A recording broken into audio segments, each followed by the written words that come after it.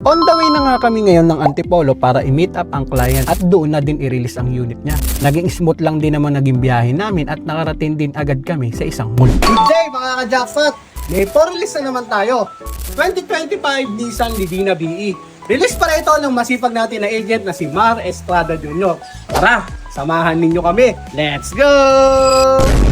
Pagdating nga namin ay nandun na din si client, gawa ng malapit lang siya sa mall. Inassist namin siya para masilip at ma-check ang unit. Nag-checklist na kami sa unit ng client. Makina ang inuna, sinunod ang mga ilaw ng sasakyan, tools, at syempre sa interior ng sasakyan. Tinuruan sa mga functional buttons si sir para din alam niya agad. After ma-check ang unit ay dumiretso na kami sa pirmahan ng kontrata. Pinaliwanagan muna siya ng AO natin ng kontrata bago niya ito papirmahan. After naman si Sir Jeremy naman ang nagpaliwanag ng papeles ng unit kung kailan ang monthly at paano babayadan nito. Kaya sobrang napaliwanag at pinaintindi lahat kay sir. So ayun, sobrang smooth lang talaga na nangyari. Wala pang isang oras ay na-release na namin ang sasakyan.